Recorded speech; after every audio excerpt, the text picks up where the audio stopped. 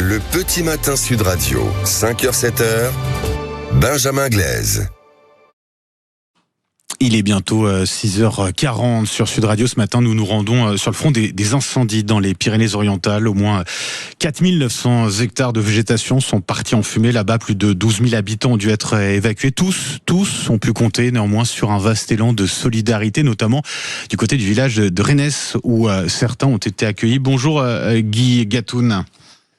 Bonjour. Et merci d'être avec nous ce matin sur Sud Radio, d'avoir accepté notre invitation. Vous êtes le maire de cette commune de 1200 habitants qui a recueilli jusqu'à une trentaine de personnes évacuées. Avant de nous raconter cet élan de solidarité que vous avez pu observer et auquel vous avez bien évidemment vous-même participé, un mot sur cet incendie. Quelles sont les dernières infos dont vous disposez à ce sujet, les dernières remontées, monsieur le maire ?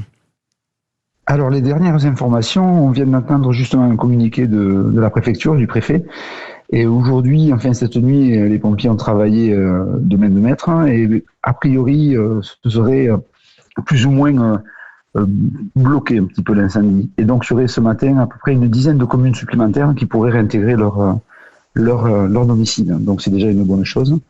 Toutefois, aujourd'hui, il y a des craintes aussi parce qu'il y a la tramontane qui se relève un petit peu, notamment en milieu d'après-midi. Et donc, il y aura une vigilance vraiment importante à avoir. Oui, et notamment de la part des pompiers. Forcément, il faut féliciter leur travail. Monsieur le maire, il lutte contre cet incendie jour et nuit. Et vous êtes aux premières loges pour voir cela, bien sûr. Totalement, ils sont investis, mais énormément avec des renforts de partout en France. Donc c'est vraiment un élan de solidarité déjà à leur niveau et au niveau aussi des citoyens aussi également. Vous l'avez dit, donc une dizaine de communes supplémentaires où les personnes évacuées vont pouvoir rentrer chez elles. Vous avez accueilli jusqu'à une trentaine de personnes dans votre commune. Est-ce qu'ils ont pu eux-mêmes ou est-ce qu'ils vont regagner leur domicile ? Oui, nous, ils ont eu la chance déjà de pouvoir regagner leur domicile hier soir. Donc nous, c'est la commune de Rennes, a accueilli, on va dire, les évacués de la commune de Taillette, qui est une commune limitrophe, une toute petite commune de 117 habitants. Et donc on a recueilli jusqu'à une trentaine de gens de Taillette. Et alors, depuis, dès le début de cet incendie, il y a eu toute une chaîne de solidarité qui s'est mise en place. Racontez-nous comment elle s'est organisée, cette mobilisation chez vous, monsieur le maire, du côté de Rennes. C'est-à-dire que dès que l'incendie a commencé à prendre un peu plus d'ampleur et notamment à traverser la tête, c'est l'autre vallée. Si vous voulez, dans le département des Pyrénées-Orientales, on a 3 vallées principales et la vallée de la Tête est centrale. Et nous, c'est la vallée du Tech. Et dès que ça franchit la vallée de la Tête et que ça rentre dans le massif des Aspres, on a des difficultés d'accès. C'est vraiment un territoire qui est très, très, très fluide. Donc, il y avait énormément de craintes. Et donc, c'est pour ça que le préfet avait pris la décision d'évacuer pratiquement, pas la totalité des Aspres, mais une très, très grosse partie des Aspres. Oui, et la commune de Taillette faisant partie, beaucoup d'habitants, oui. Et la commune de Taillette étant juste à côté et étant de la même communauté de communes que nous. Donc on a tout de suite, avec la première adjointe, appelé donc la mairesse de Taillette pour pouvoir mettre à disposition tous les moyens qu'on avait sur notre commune pour pouvoir les accueillir. Des évacués, j'imagine, qui étaient forcément sous le choc, en tout cas très perturbés par ce qui leur arrivait quand ils sont arrivés chez vous. Forcément, c'était, j'imagine, ils étaient très inquiets. Mais totalement inquiet, parce que quand on vous évacue, ça veut dire qu'il y a un risque déjà de par rapport à la santé, et surtout aussi par rapport à tous les biens qu'on laisse derrière nous.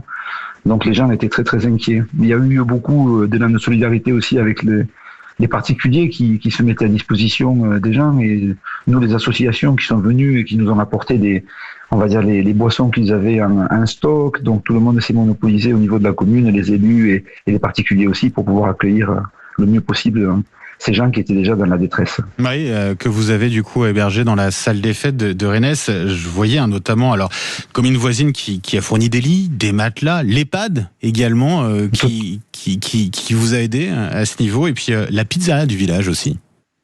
Totalement. C'est-à-dire on avait très peu de couchage parce qu'on a une petite commune, donc on a notre plan communal de sauvegarde qui est pratiquement finalisé. Et donc, je me suis rapproché de la commune voisine de Céré qui m'a prêté gracieusement des matelas. Certains Reynésiens ont aussi amené des matelas pour mettre des matelas en plus au niveau de la salle. Et également, oui, c'est sûr, après notre pizza locale qui a fait tout de suite des pizzas et qui nous a offertes pour qu'ils soient accueillis le mieux possible.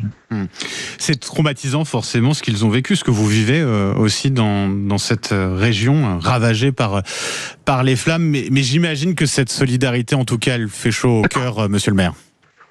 Oui, totalement. Ça fait chaud au cœur de voir que les gens sont tous les uns avec les autres et viennent s'entraider. Donc par rapport à ça, c'est vraiment quelque chose de très positif, on va dire, pour la solidarité, on va dire, catalane. J'ai envie de dire, c'est presque, enfin c'est totalement naturel, mais ça touche forcément, ça touche fortement. Ça touche fortement, totalement. Et puis après, comme vous disiez, l'inquiétude, elle est pour tout le territoire, hein, tous les gens des Pyrénées-Orientales, parce que quand on voit notre territoire être dévasté de la sorte, c'est désolant. C'est désolant. Les sinistrés que vous avez accueillis dans votre commune ont pu regagner leur domicile hier. Je ne sais pas si vous avez des nouvelles de certains. Dans quel état sont leurs habitations? Est-ce qu'elles ont été préservées ou pas? Alors j'ai eu les habitations. Nous, sur la commune de Taillette, il n'y a pas eu de dégâts puisque l'incendie n'est pas arrivé jusque-là. Donc oui, tant mieux, comme vous dites. Et donc oui, on a eu un retour d'hier de la mairesse qui nous remerciait et qui remerciait l'ensemble des gens qui étaient venus à leur soutien. Donc voilà, non, pour l'instant, on reste optimiste par rapport à cette commune. Malheureusement, il y a d'autres communes qui ont eu des dégâts matériels, et heureusement que matériels, mais bon, ça reste des dégâts aussi. Ouais, ça reste des dégâts effectivement, et on pense fortement aux sinistrés ce matin, et puis également on en parlait des pompiers qui restent plus que jamais mobilisés avec le retour de la tramontane aujourd'hui. Forcément, on va être particulièrement vigilant. Merci beaucoup, Guy Gatoun. Je rappelle que vous êtes le maire de ce village de Reynès dans les Pyrénées-Orientales, l'une des communes qui a donc accueilli les personnes évacuées suite à l'incendie. Merci d'avoir été avec nous ce matin sur Sud Radio. Bon courage à vous pour la suite.